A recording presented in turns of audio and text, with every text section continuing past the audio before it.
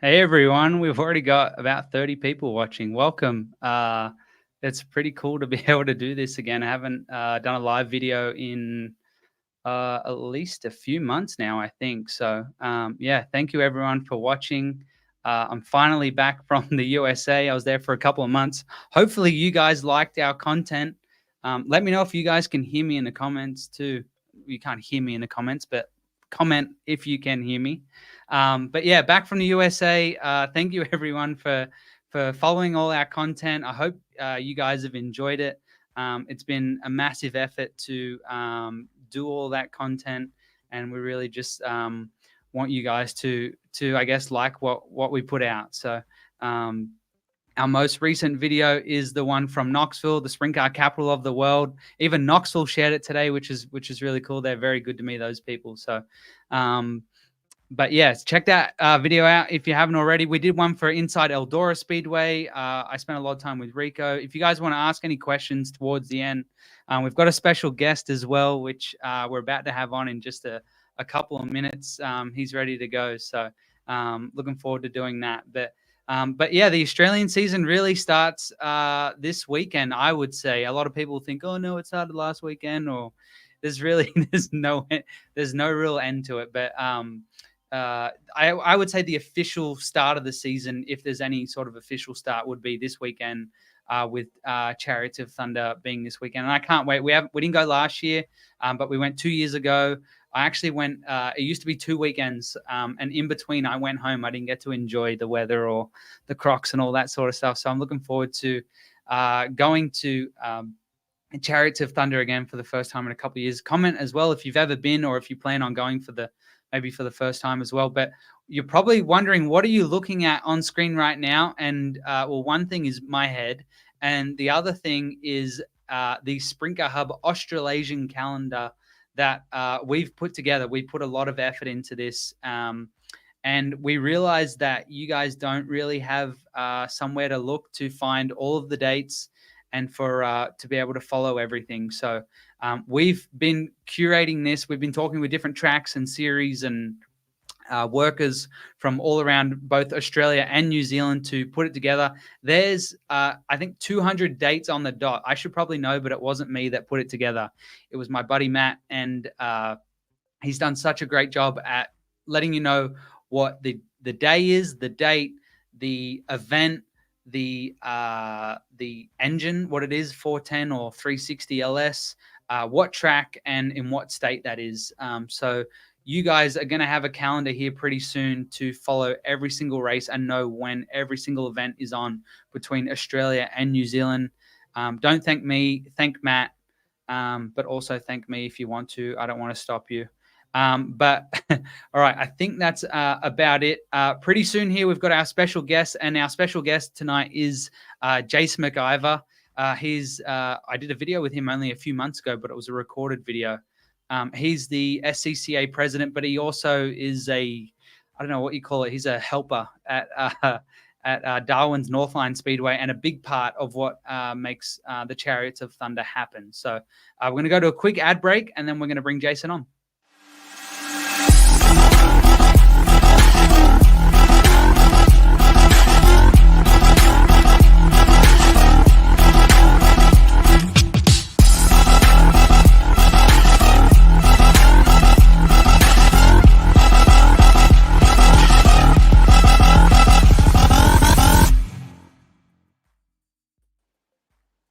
Hey, you made it. Yeah, thank you, Toby. Thanks for having me. No worries. You don't have to be too serious when we do this. It's the internet. You can have fun with it, all right? Let's see what happens. Well, you're at the racetrack right now. What are you doing? So obviously, yeah, we're close to event time. We actually, it's kind of crazy. We're going to give away 10 grand on a Thursday night in Darwin. So that means everything has to get ready. So, yeah, I was just having a late meeting with production, and this was coming up real quick. And I thought, hell, just screw the office. Let's take Forky out for a spin and do it here. Currently, I'm on the phone, sitting on the phone, sitting on a paint can, ready to do some painting after this. Wow, you've got quite the office.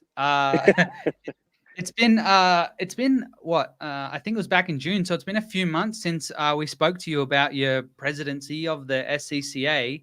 How's all that going? Your first few months?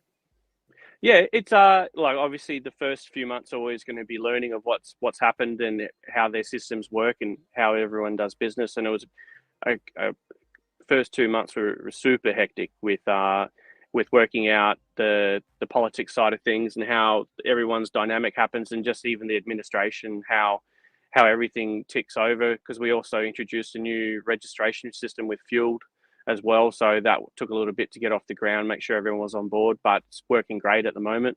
But I would say I've got a fairly good handle on it now. The team seem to really help out when called upon. And yeah, looking forward to getting into it after Chariots. I've kind of had to tell the team to put some issues on the back burner for me for this week, and after that we'll get stuck back into it. Is the role as SCCA president what you expected, or what's different? It kind of is, to be honest. I've been going to those AGMs for a fairly long time now, and even through Chariots, just talking to all the state teams that come up, you get a pretty good grasp, because every state comes to Chariots of Thunder, so you get a pretty good stance where everything's at. Just talking to the teams, and honestly, nothing too surprising has come from it, to be honest, and which is great. So I'm ready to sink my teeth into it after we get that big egg in the way. There's a lot of real estate there. I just don't worry. I'm almost there. So I usually wear a hat, but I wanted to make a graphic where I could fit everything in, and I was like, where am I going to place everything? And that's just sort of how it panned out. Sorry. Yeah. There's going to have to be some sort of form of bet. I'll get paid X amount of dollars to get that tattooed for real, I guess. We'll keep it there for a little bit for everyone to have a laugh. But yeah. So what's your role at Chariots? You sent me a bunch of information for Chariots. Because we're going to. And you're a typical sprint car. You were a typical sprint car driver and did read FA of it. Yeah. Well, I actually did look at some of it, and it had like the hierarchy of everyone's position, and it had like I don't know what you call it, like where everyone works their way down. And I'm like, I thought Jason was like the top dog, and then I find like you're like, I don't know, assistant, recovery dude or something like that. And I'm like, oh God. No, yeah. What have you got yourself into? So my official role is public officer on the executive committee of DSRDA, which runs Northline Speedway. I work very hand in hand with President Caleb Gotts and Vice President Jack Eakins, and Secretary Karina Thompson and Assistant Secretary Georgia Thompson. So I'm very much up there with it. That tree that you saw was actually a breakdown of our positions on race night. So It's up to us executive to run the track, and then we allocate ourselves particular roles to make sure everything runs smoothly. So because I've naturally fallen into the head of recovery role, is because I know how to tear shit up, so I know how to get it off. So so work with the team, because it's one of the most vital parts, is knowing how to handle a race car, getting it off the track, and knowing just helping the team out of what they can and can't do, and making it really efficient. So on the race night, I help get everything ready with the team, and all the volunteers roll in and do a fantastic job. So on race night, I'm just one of the boys. If you have to make your job sound important, you're probably not that important. You know what I mean? Like, yeah, exactly. So it's all prior preparation that makes this place a well-oiled machine, and super proud of the system that we have and the people that we work with. But as far as hands-on with organising prior, yeah, it's I'm in the trenches with Jacqueline and Karina and Caleb, making it all work. And then on race night, I'm just everybody else. So let's talk about this past weekend, because you had the Defend the Top End event on the Friday night. And then on the Saturday night, this guy turned up to race, Lockie McHugh, and he took out the win at the Scarterfield Smash Repairs, is it Northern Territory Championship. Do you get to watch much racing yourself? Yeah, well, that's the fortunate thing about working head of recovery is most of the time you're on the infield, basically waiting for to shit hit the fan. And so you get a really good grasp of what's actually going on the night. So generally, most nights I do see a good 80% of the racing that goes on.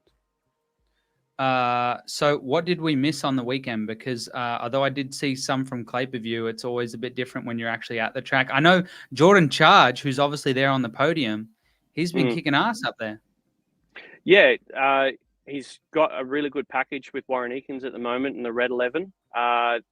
It's a really nice car, both 11 cars. So Warren Eakins is fielding 2 Bullseye trading cars this year, one with Zach Grimshaw in it, and the one with Jordan Charge, and they're very identical, brand new cars, and they've been pretty much on point the whole time. Warren's been working overtime on the cars with shock packages and getting everything ready and reinventing the wheel. And he spotted young Chargy for a couple of years, especially last time he came up, and he wanted to give him a crack in his own car, and it's kind of paying off at the moment. I definitely would back him for a top 5 on Chariots nights for sure at the moment. Yeah, and especially with having that experience where he's just come back from the USA, I'm sure he's learned a lot, and he's only gotten faster. But then I guess just a couple nights ago, a few nights ago, Lockie shows up and wins. Was that much of a surprise? Well, it's Australia 1. You kind of have to expect he's going to be there. So no, not really. He was super dominant in a few years ago. He missed last year's Chariots, or the Chariots before he was here. They've all had their moments in the sun with this series. So like Lockie wasn't coming into anything new. The track has always been really good for a good amount of years. So the package that they're turning up with, they're going to be there no matter what. So. Who else is good? Because I know Matt Eagle's there on the podium, but I know you've got about, I think, 31 cars for Chariots this weekend. Let's get into that. Who else? Who's one to watch? I know Brock Hallett's going to be fast. As I said, Matt Eagle's always good there. I saw Mick Sala worked his way up in the end. Yeah, Mick Sala was actually quite surprising. He had a great first night. I think he finished on the podium or second and defend the top end. Thought he had. So he was super stoked and super happy with it. Sorry, I'm jiggling around. The March flies are killing me right now. You're all good. So that's super surprising, and he was super stoked after the races. And I said, just be careful of this joint bite. So I'll talk to you tomorrow and see if you love the joint again. And he had a pretty average night. So, but I think he's still all good. The one to watch, I think, as well, who's just been going up even nationally, is probably Tate Frost. He's shown some really good pace last year's Chariots, especially in qualifying and in the dashes and stuff. But he's he's hurt himself a little bit in the feature. But I think that last season he really matured a fair bit down south. He started putting him those long distance. He could piece a whole race together, The other ones, you know what? Like local wise, they just haven't had a chance to get a grip on it that, get a heap of laps under the belt compared to the other guys coming up. Chris Harrison has actually just come into some form here as well. So, and going back on Zach Grimshaw, he's only had 8 shows in a sprint car, coming from his wingless days. So he's going to go really good. Hayden Brown can really get on it. If they can qualify well, they can more or less put together a decent feature race as well. So, and then obviously you got BJ's been out of the seat a fair bit, but he looks super fast. Yeah. That's the one I wanted to bring up. Yeah. We were there 2 years ago, and I think that had to be his first ever feature race win. And I'm like, what just happened? I mean, this guy just went out like a 20-year-old, not even, just kicked everyone's ass. Yeah, it was a really great moment for the series and for him and that family. So unfortunately, they've parked up for a little bit. I think they're getting ready to do a lot more racing down south. So I'm super happy that they've come out right now. And They did not have the best weekend at all, but we've seen that he can do it. They just got to get it right. So yeah. Let's talk a little bit about Chariots in particular. I don't know, and I'm for not just for me, but for everyone else. Can you? Your screen just gone black, which is absolutely awesome. Not sure if you can still hear me or not. But I really want to find out where Chariots of Thunder came from. Did you just hear that last bit, or did you conk out? You there?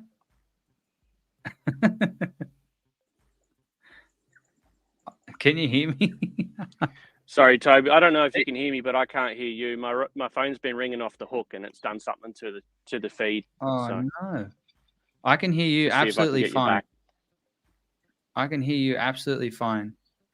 All right. You can't hear me at all? Can you hear me? This is too good. All right, let's go. Let's try and have a quick ad break, and we'll see if we can work this out.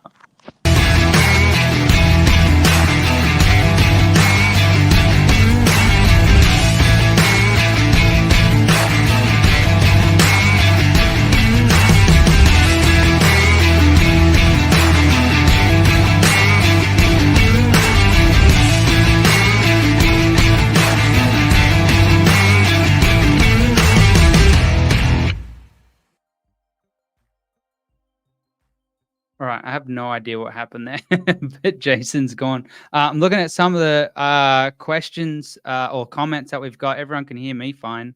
I can see Jason's trying to join our conversation again, so we'll see if we can add him on in a second. But please definitely leave some comments and questions for us at the end.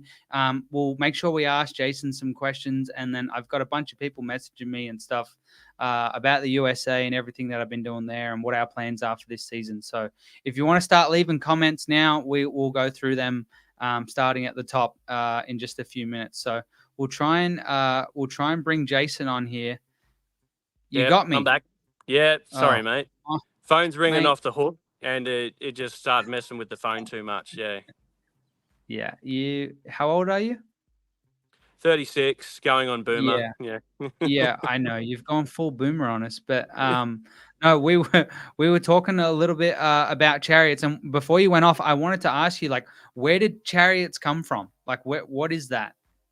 So it was a series invented by previous committees at DSRDA.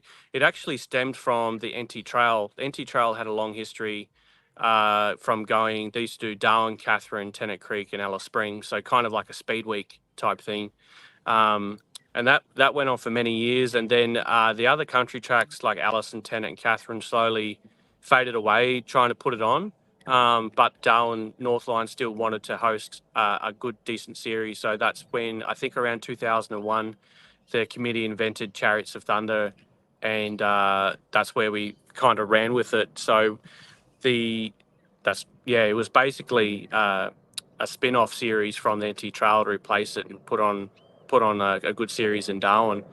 It kind of faded away for a little bit as committees and country tracks come and go, and then the likes of myself and Jacqueline and the current committee picked it up, and we ran with it and turned it into what it is today.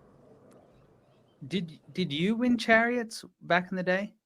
Yeah, I won. So obviously Chariots has its ebbs and flows with talent, and I was lucky enough on a 2016 tour that I was, well, you know, I can pedal a car from time to time, right. and I had a really good year, and yeah, we ended up taking out in 2016 in the points. Yeah. Yeah, no one must have shown up. But you know what? I was just looking before at the nom list, and I think there's drivers from every single state. I wrote about this before I went to the States. I don't know of any event other than the Classic, really, or I guess the Australian title as well, that, you know, this is probably the one of 3 events that gets drivers and cars from every state. Like, you got to be proud about that.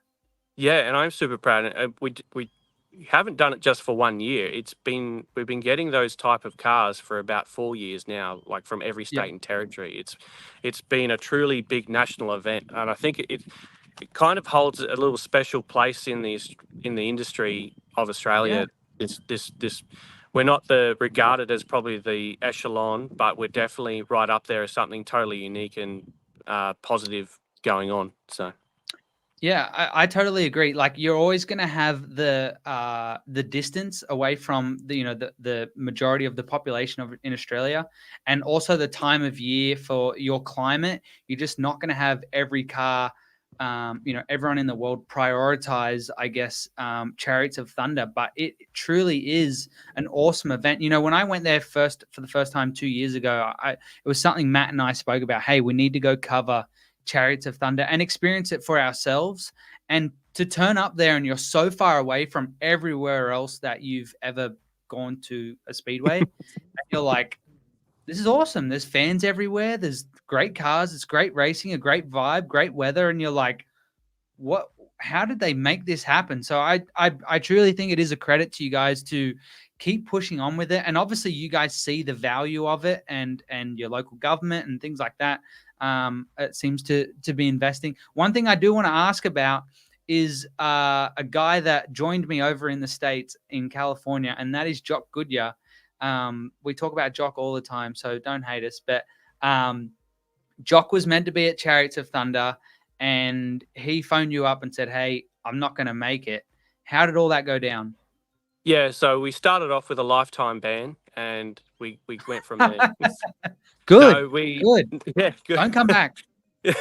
No, we're super proud of Jock. He actually he did super well in Formula 500s here, and then he started coming to do chariots in the sprint car, and eventually, obviously, he's grown into the racer he is, and we still feel very a part of being a part of his success and giving him that accreditation within the industry of winning big races and all that sort of stuff. So it was kind of like Jock's kind of graduated from chariots type thing. Like you're there now. Go, congratulations, and go seize that opportunity. So obviously we're like pretty disappointed. He's a superstar in our sport and everyone wants to come and see him. But at the same time, we're like, well, you've earned it. You can't pass that opportunity up. Go for it, mate. So. Yeah, good on you. And I'm sure he'll be back. I know he's a lot like, I think, James and even Lockie. Those three guys alone are very competitive everywhere they go. And I think they're also very Australian as well. Speaking with them, I know how much they love Australian sprint car racing.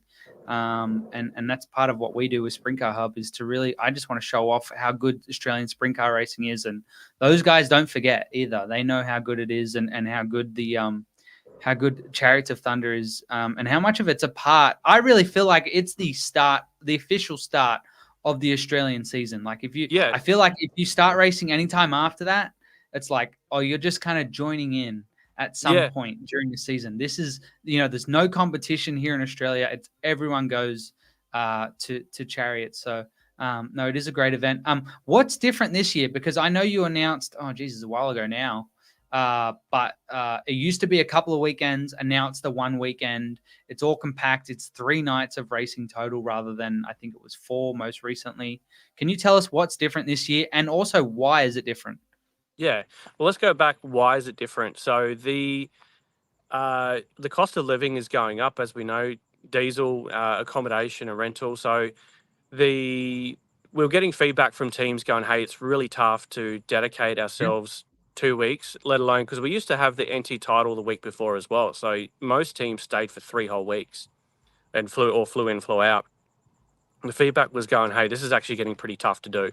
So we decided to react and reshape Chariots to keep it alive because the same thing, it's hard to put on a race if you don't have talent to show off. So so the feedback from the teams is basically we had to adapt our series to make sure we maintain good products. So if we kept the other series, we probably wouldn't have as many cars as we could turn up, or the quality of cars as well, because they're weighing up the cost and value of how much it actually takes to stay in Darwin for that amount of time. So we moved the date a little bit later out of the dry season, which actually gets us out of major events that are already happening in Darwin. So that releases accommodation and rentals and all that sort of stuff.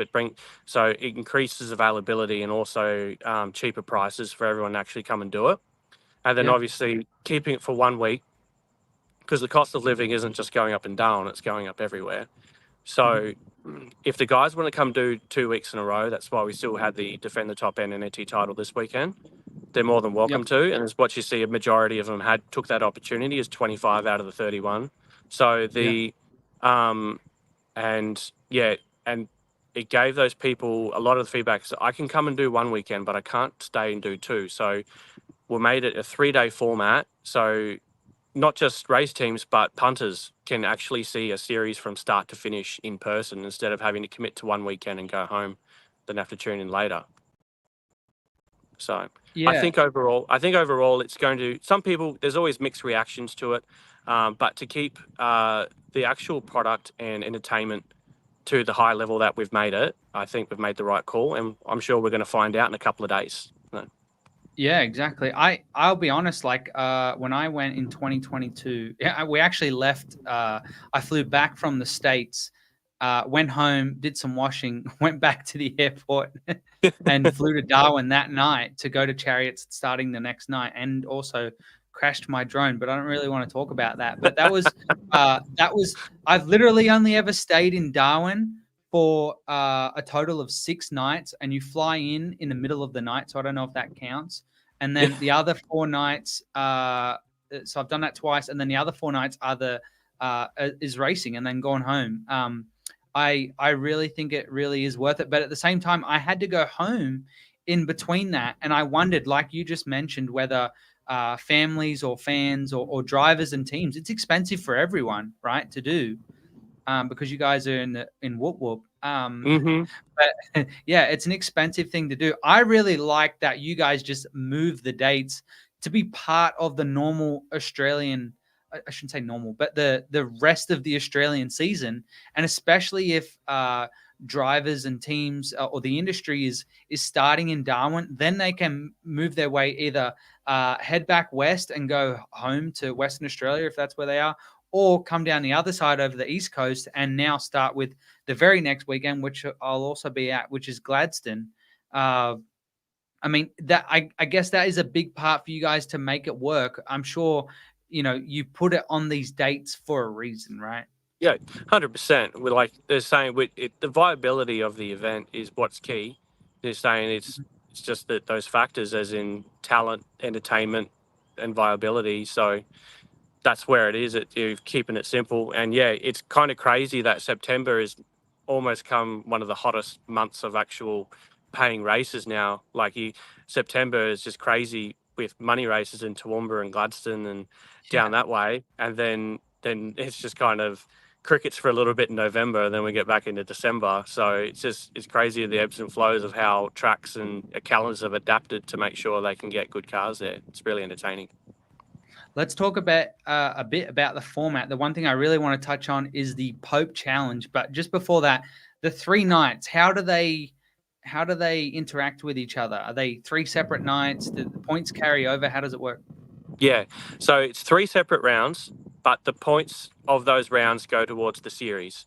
So if you have a bad Thursday night, you start with a clean slate Friday. You just don't have much series points. So you're not down and out every show, and so it gives you, everyone gets a fair opportunity of picking up a $10,000 check or a $15,000 check or a $50,000 check every night. So yeah.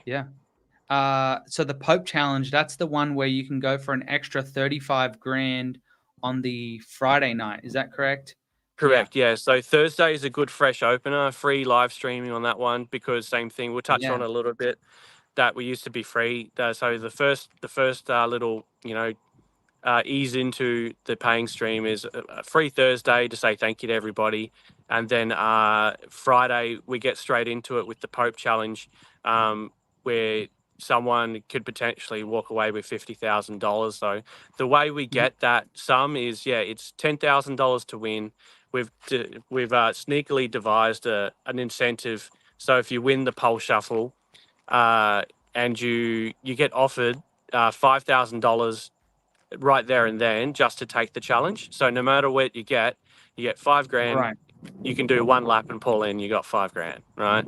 So and then plus on top wherever you finish. So it's 10,000 to win plus your $5,000 bonus just to take it, and then your 35,000 bonus. So that adds up to 50. Yeah, if you pull the whole thing off.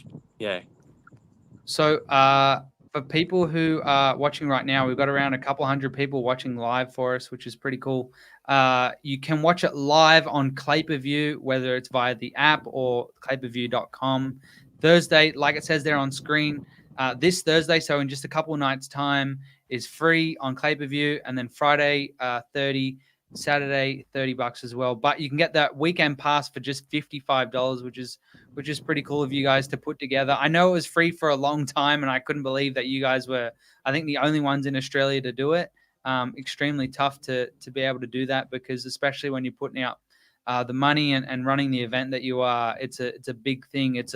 It's viewing your event and you're making it free. Like, how do you make that work? I'm surprised you guys made it work for so long. So I'm glad. So we saying we managed to keep it free for quite a long time, as we had really good backing from the government. We're getting a lot of people into Darwin and doing all the right things, and obviously governments change and then funding changes, and obviously to keep, basically it's just viability of the event. If we can't, we put up for free as long as we could. It wasn't a decision we took very lightly. At an executive level, it was a pretty hot topic of discussion of, the direction of it and keeping the dream alive, so to speak. And then this year we're like, well, this is the year we need to make it work, because we've given for so long. We need to not protect it, but we need to, same thing, that word viability of doing it and being able to have a very high standard event as Chariots is. So it's just catching up with it a bit. Are we ever going to do free ever again? We never know. So as in, like, if things come good again and we find extra deals, sure it might go back free. But right now we just need to be a little bit more support, and it's not that bad. 55 for two nights of epic racing. We're giving Thursday free. It's all right. Come on, guys, give us a bit. So. Yeah. Why is something that I want to watch that costs money to do, why do I have to pay for it? What's your problem? You evil man. I know. No, I get the it. good thing too, they're saying is, like, the Pope Challenge being Friday, is the reason why we moved it to Friday is we think it gives more drivers incentive to take it, because they know they've still got Saturday to make up if they do have a bit of a bad night. And the other thing too is really exciting. Like, we're giving away nearly $60,000 on the Saturday A main. So like it's $15,000 to win. It's $10,000 just for second. So, that's why we changed it up a bit to try and make the last race just a genuine pole start, big finale, good paying race. Friday is just a really good little gimmick type thing, as in, like, paying tribute to the old Bob Eakins Pope 65, and really incentivizing drivers to take the challenge and put on a good race. So I think, hear me out. I've just thought about it about 3 seconds ago while you were talking. But what if we had that you could give up your front row starting spot to, like, say on the Friday night, to give a live stream to everyone that watches the next night, right? Imagine, like, the fan input you'd get. I think that would be cool. I think that'd be great. and what drivers do you think would take that one? I would, if I was racing, and I know you would too, Jason, if you were racing. But you won a long time ago when it wasn't a big event, so your input's invalid. I think all right. back then I think I won like a total of $3,000. Nice. All right. Was it a free stream? No. Okay, so let's get into some questions, because we've been blabbering on for about 35 minutes, and in between there, you disappeared. It is getting dark. I can see the moon. Oh, it's your forehead. All right. So Tyson Barry says, "Bring it on. Will be my first Chariots of Thunder." Awesome, Tyson. You're gonna enjoy it, man. You've got 2 first names, by the way. Ask Jason where his yellow hat has gone. I don't care what color it is, but you definitely need a hat. Where is it gone? Yeah, just lost the damn thing. I don't know where the fuck. You can't swear on the internet. I know. Oh well, I'm banned. Yeah. I don't swear either. What tracks are you visiting this season, Toby? All of them. Sorry, I didn't realize that was just one for me. Really, all of them. I literally just came back from the States. I've been home my fifth night in my own bed, and then I'm going to Darwin for I don't know most of a week, and then I go to Gladstone. That'll be most of a week that I'm there or on that trip, and then I go to Toowoomba, and then I go back to Toowoomba the next weekend. I think I'm doing a video with Dylan Menz on the last weekend, which I'm actually really excited to. No offense to anything else I do, but just do concentrate on one video. So yeah, we're going everywhere. I think I'll be going to Adelaide. I think Perth with the high limit stuff, maybe with Rico. Who knows what's coming up? I'll be a bit of everywhere. Maybe even Sydney. Let's see how that goes. But all right, let's look at some other questions. This one's also for me, but do you think one weekend instead of the 4 nights and 2 weekends has made car count a bit lower than previous years? That's what I was kind of thinking. So Jason, like we kind of touched on this, but like for me, it's like, okay, as a team and a driver, it's like to go for one weekend, would we really go all that way just for one weekend? But also it makes it more viable, right? But it's like, well, if we're going to spend all this money, we may as well spend a bit more, pardon me, to actually make it worthwhile with more racing. Like, Yeah. I know this question was for me, but I'm sure that's something that you had to balance up, right? Yeah, for sure. And because we have a lot of repeating teams coming back year after year, and that was kind of it. Like when we first had a bit of a boom stage, it was all fun because people treated it as a holiday, and then Chariots was starting to get pretty serious, and the teams have been here and done it for like, you know, a good 4 or 5 years. They're just going, hey, like Darwin's great, but I don't need to have a holiday every time. Most of them still do. Like a lot of them still turn up the week before, but a lot of them stay instead of 3 weeks in a row because, you know, it's not that Chariots was 2 weeks apart or a week apart. It was also having the NT title the week before it as well. So most of them were incentivized to really stay 3 weeks instead of 2. So that's where it was coming from. Like, and then it got to the point where, can I do? Even the punters is like, well, I can do that weekend and not the other weekend.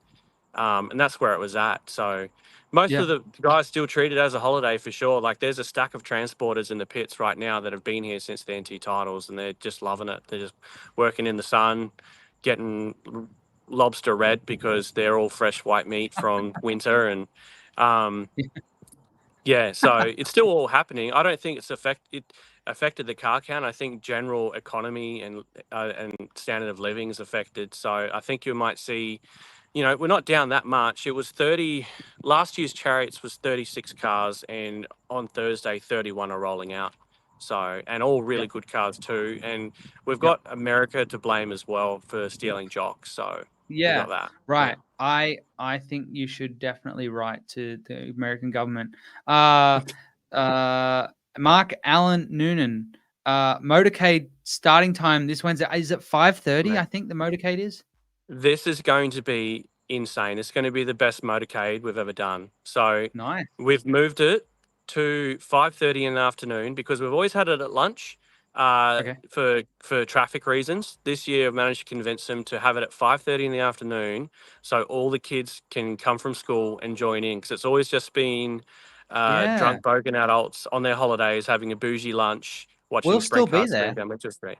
Yeah. So they'll still start at lunch. They just have to just be right to go at 5:30. So no, the change of time Wednesday 5:30 will be hitting Mitchell Street, and the best thing about it is we've had a great entry list. We've got 18 sprint cars participating in this. It's going to be a huge conga line of roaring motors down Mitchell Street all the way to the precinct. We've changed the route because we're cramming 2 into 1. We're killing 2 birds with 1 stone. We're not stopping the motorcade. We're going through Mitchell Street all the way to the precinct and getting straight into it. I actually haven't been there for the motorcade before because, like I said, I've just come in for the racing. Although we'll be filming a lot of it and working, so hopefully it. How long does it go for? So obviously, it doesn't take long to drive down a street. It's going to go. If you're in a spot, it's going to go.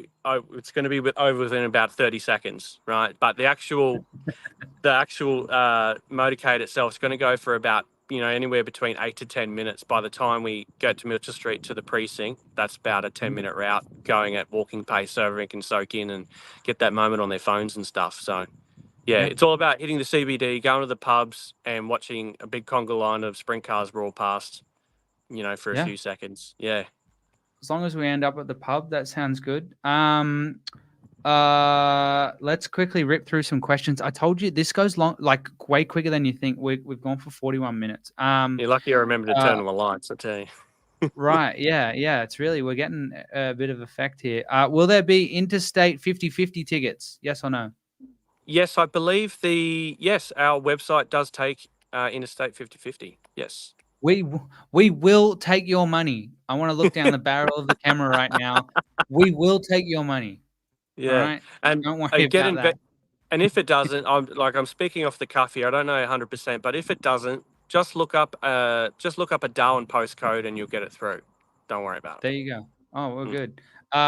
Ernest from the USA. I'm up in America at 4:32. No better way to start your day than Sprint Car Hub. Yeah, he even spelled Sprint Car like the Australian way. Yeah, man. We got over 200 people watching live between Facebook and YouTube. Make sure you subscribe on YouTube, by the way. That's how I feed my children that aren't born yet. Frank Scarterfield, who's a big supporter, obviously, of last weekend, will be a great event as usual. Well, I hope so. Someone asked me if I'm going to go to Sydney. My dream to visit. What's this? My dream to visit Australia. I should really read these before I put them out, right? My dream to visit Australia someday and attend some races while there. Unfortunately, just can't afford to right now. I assume you're from the States, and man, it's funny how much we've grown over in the States right now over the past 7 weeks. I think in the 7 weeks that I was there, I gained almost 7,000 followers on Facebook alone.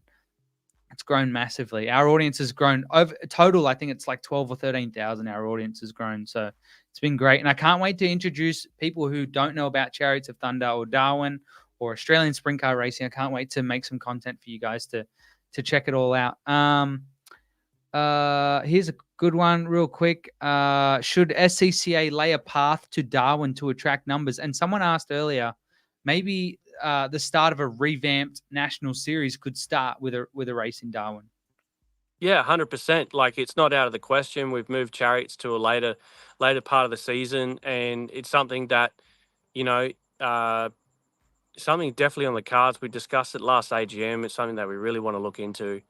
But what that looks like right now, we don't know. That's very early stages, but the progress of not just Darwin, but everyone who's adapted their own races, blue ribbon events, with the absence of World Series, there's kind of you can still see a natural flow of a calendar there that could possibly be adapted into something and then rejuvenated into a true national series. So should SCCA lay a path to Darwin? Well, no, SCCA is there for national help. So just going to Darwin is going to be a little bit there. I don't have that much sway in the old suitcase. You need to work on it, man. You've got the evil haircut. You can make it work, man. Dr. Evil, and a form a layer and get a freaking laser beam ready. Yeah. Last question, just quickly. Who's running commentary? I know Benny Bishop is, and who else is there? Mate, we've got a great lineup. We've got Benny Bish and the good old Gavin White and new up-and-coming talent, Rossi Johnson from Super Utes. So it's going to be really good. Yeah, I missed the cut. That's cool. That's cool. That's all right. I'll just listen. You're here. You're being here as a GoPro vlog around the venue for the whole week, so we can't have you doing everything. Definitely a flog. Don't worry, I can do that. All right, I'm going to let you go, and then I'm going to quickly, you know what, I'm not going to throw to a little ad because I'll just let you go. But thank you very much for your time. It's officially, I think, fully dark there. Maybe there's a little bit of blue in the sky, but thank you so much for doing this, man. I can't wait to get up there. I leave tomorrow night. I'm going to get a terrible sleep on the plane. I'm going to be really tired. I'm glad that it doesn't start till 5:30 in the afternoon, the motorcade on Wednesday night. What night is it now? It's Monday night. Right. Okay. Monday, yeah. So I leave Tuesday night. I'm there Wednesday for the motorcade, and I can't wait for Thursday, Friday, Saturday racing. It's going to be awesome. Thank you so much for your time. And let's quickly get back. Just hold on a second. If you haven't realized already, what's his name? Jared from Clay-Per-View is going to have to thank me later on for pumping this, but it's live on clayperview.com. It's free on Thursday night. There is no reason that in 48 hours from right now that you won't be watching Chariots of Thunder from Northline Speedway live on Clay-Per-View. It's free. Just click on it. That's all you have to do. And then Friday, Saturday night, we won't talk about the cost because people get upset about that. But yeah, live on clayperview.com. Thank you so much for joining us, man. Thank you, Tobes. Thanks for the time. Awesome. See you, Matty. All right. See you. All right. Just cut him off there. Cool. All right. So who wants to chat real quick? What is it? We are 46 minutes in. Not that I have anywhere to be, but let's quickly answer some questions. We answered who's doing the commentary. What else have we got here?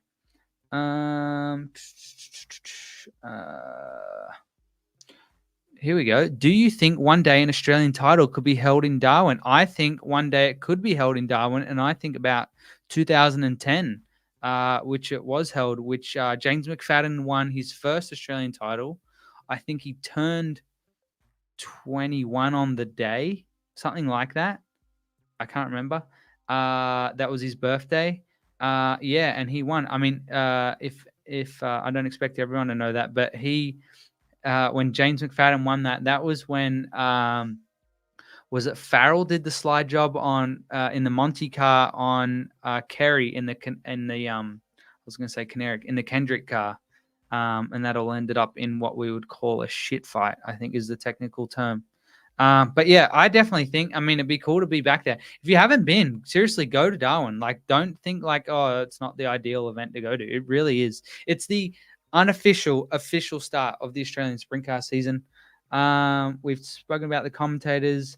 Welcome home, mate. Love the videos from the US. Thank you, Joel. You're a big supporter. I always see your orders on sprintcarhub.com. I pack the orders, by the way. So if you're going to order from sprintcarhub.com, it's me putting them together. You can get shirts like this. Please jump over to sprintcarhub.com. I appreciate everyone that we've probably got some orders here while I've been talking. I won't check right now, but what else are we going to talk about? Yeah, thank you, Joel. Yeah, there you go. Darwin has held the Oz title in 2010 and definitely should again. Welcome home. Thank you, Wade. You're from up north. I see your orders as well come through on sprintcarhub.com. It means a lot. What's your favorite track? I get asked this a little bit. I mean, I liked Parramatta, but it's gone. It doesn't exist anymore. I always feel like my old man when you hear people say, oh, you know, back in the day when we raced here and, you know, this track, and didn't really mean anything when old tracks don't exist anymore. But when you take away a track that I grew up at and had the best and the worst times of my life at, you know, it just, you know, what I experienced there, to think that it just got taken away and you don't ever get to say goodbye really, really sucks. So I liked Parramatta. Who knows? I don't know. I don't really have a favorite track. I guess I've more so got tracks that I don't really like, to be honest. And I think as I've gotten older, also the venue, like the facility quality, has kind of gained more prominence into how I value a track. My mum wants to know why you be mean to Jason. Why not? We can have a joke. We can all joke. Everyone can pick fun at me. I probably get picked on the most in my comments, but I don't delete them. I just leave them there. You guys can say whatever you want. I won't delete them. Unless it's spam or you say something like personal that's like very like personal to someone else, I get rid of it. Yeah, but unless it's a fake link or something, I'll leave your comments there. We can all be mean and have a laugh. Who's your pick for the winner at Chariots? The one that stands out to me is Lockie McHugh. I know that sounds boring because he's, you know, he wins all the time and he's expected to win. He's the A1, but I think he's the one to beat. Probably that podium, actually. I mean, Lockie McHugh, Jordan Charge have been winning everything up until then, and Matt Eagle. I mean, Matt's awesome there. We actually followed him. If you check out on Sprint Car Hub's YouTube channel, go to there's a video we did with Matt Eagle at it was the first night we were there. That's when I crashed my drone. You'll notice there's no drone footage in that video because it fell out of the sky. Not my doing. But Matt Eagle video from Darwin 2 years ago. Check it out. Adard's trailer fire. I guess we can talk about that a little bit. But yeah, really sad to see. That hurts to see.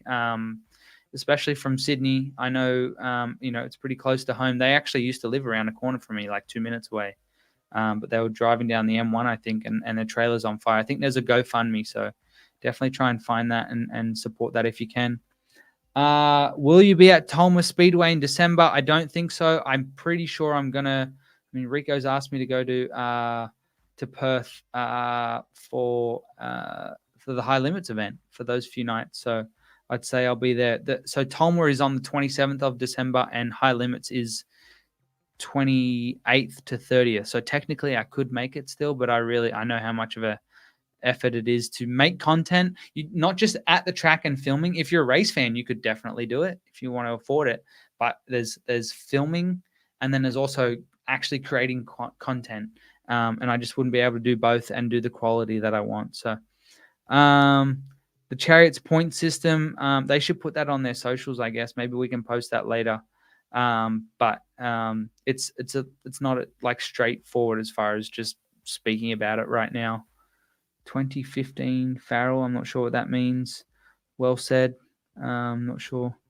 How was your trip? Rico was killing it. Rico's the man. I mean, whatever you see on social media, that's the guy. He's the best dude. I stayed with him in Indiana. Went to Eldora with him. I did my own thing in PA. I came back. I stayed at his place in Indy. Then we drove on to Knoxville. Just a fantastic dude. And you know what? There's so many people in this industry, in this sport, that have a very, fortunate upbringing. And that guy, he works for everything he's got. I mean, that guy works his butt off. I mean, we'll go to bed at 3 or 4 a.m. after a race night, and he's up at 7 a.m., and you're like, dude, go to bed.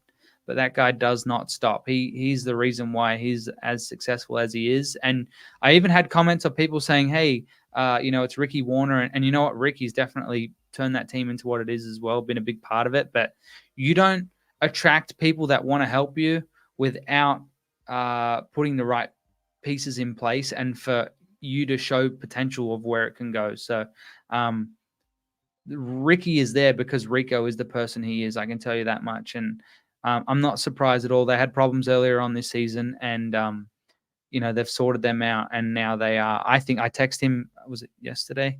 After his Port Royal win, and I said, "Hey, you're probably the best car in the country in sprint car racing right now."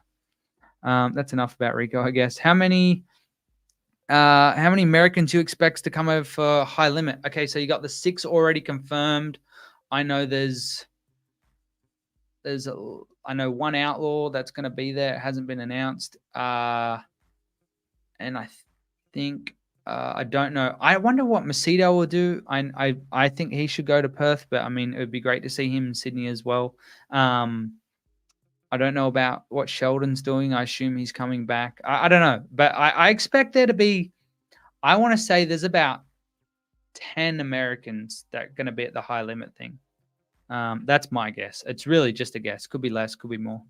McHugh was super quick on Saturday night. Northline, bit dusty compared to other tracks. Oh, well, it's a dirt track. Get used to it. You didn't go to Skagit the other night. That's for sure. I think he's talking about McHugh. I don't know. Oh, no, that's Rico. Are you going to Gladstone this month? I am going to Gladstone. I can't wait to go to Gladstone. I was just talking with the promoters there a few days ago or a couple of weeks ago about organizing all that, and we're definitely going to be at Gladstone. So Darwin this weekend, Gladstone next weekend. Can't wait for that, and I'm sure that'll be on Clay View as well. All right, we're up to about 55 minutes. I'll go for a couple more minutes and we'll wrap this up. Let's go, Benny Jr. Yeah, I'd like to see him do well. He's a gasser, that kid. All right, I'm not sure what that means. Who do see as the dark horse for Chariots of Thunder? I don't know. We're gonna have to go back here for a second. Hold on a sec. What do we got?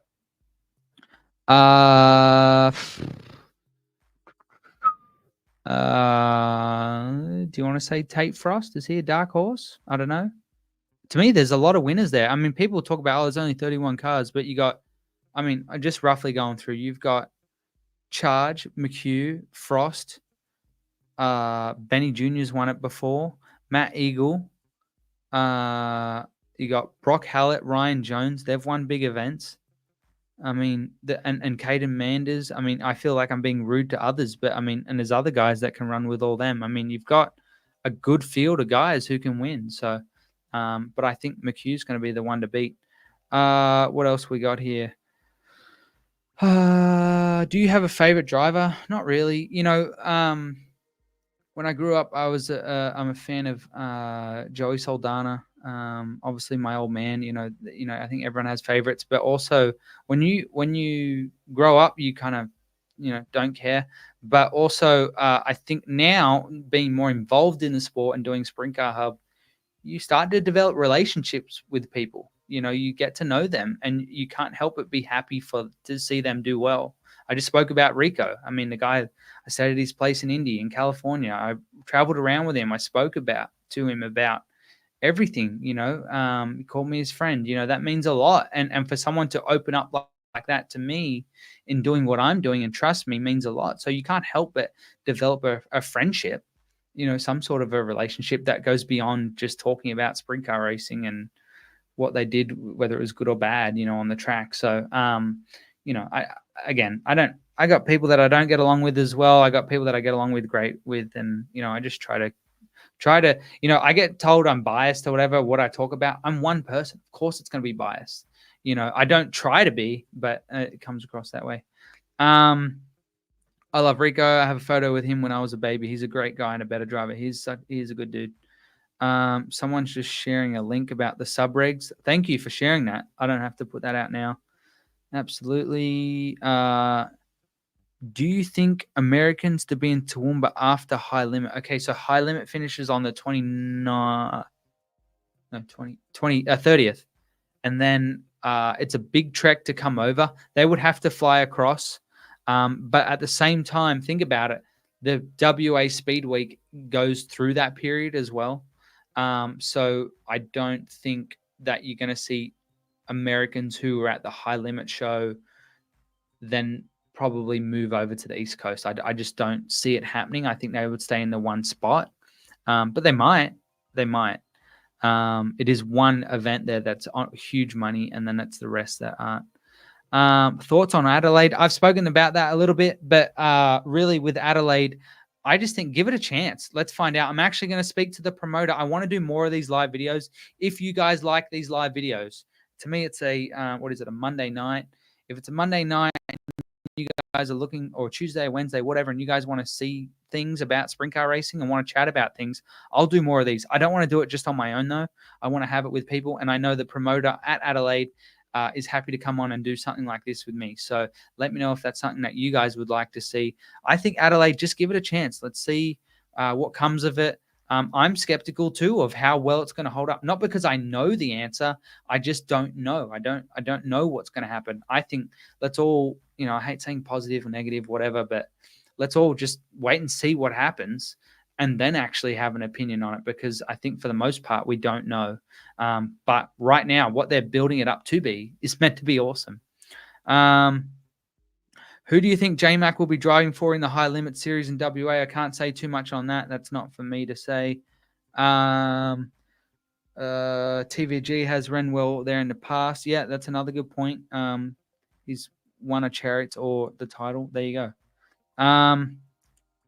Adelaide's interesting. It is. Adelaide, to me, we're going to all these events straight up, but between Adelaide and Perth, and then you start to go into January where it's going to be big.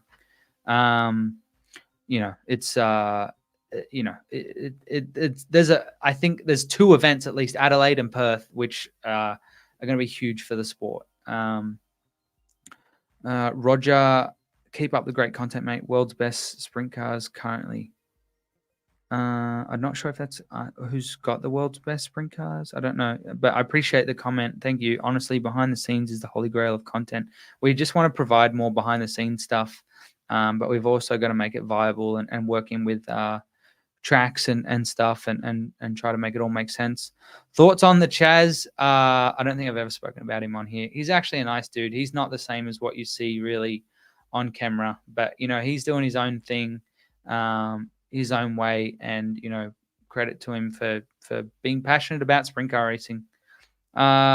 What's Cam Waters doing in sprint cars this year? I don't know. I haven't spoken to Cam in a little bit, but I know he commented on one of these once when we did one with Brody Kostecki. You might have to message him and ask what he's doing. I'd say he'll be doing a similar sort of thing. I don't expect him to be racing in Adelaide either with the sprint cars. I think he's got too much on his plate with he's going to have his focus on the supercar stuff. Looking forward to see what Jock does this season. He's soaking it all up right now in the States and doing very well. Jock may lap the field when he gets back. That's what may happen. Weekend wraps. Is that what you want to see more of? Maybe that's what we should do with the live videos. Do a weekend wrap on a Sunday night. Who's your pick to win High Limit Perth from current roster? If you want to say current roster, it depends who goes. I wrote an article when this was announced over when I was in Eldora, and I think it was. And to me, there's if anyone and everyone's going, the one guy that I would say that has the best shot is Jock Goodyear. Larson's going to be there. He's always fast everywhere he goes. Paul Silver's not coming.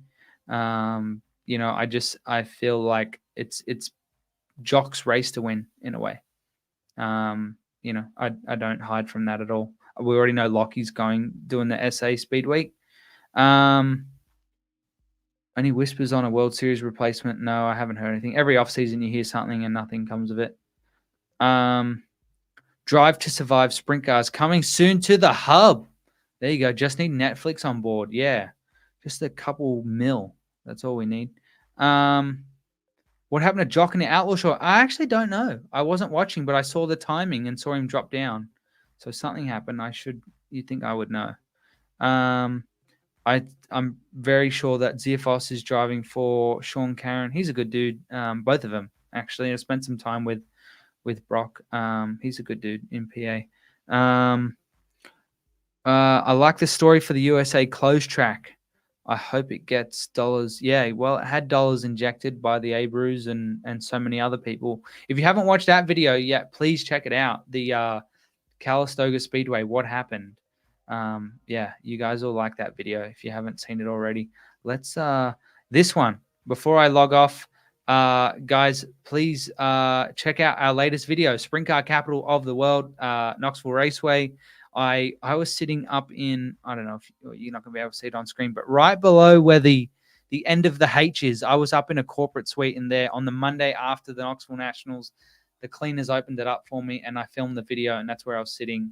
There's 3 years worth of drone footage and all other kinds of footage in that video to make it all make sense. So hopefully you guys enjoyed that video, and hopefully you guys have enjoyed this video.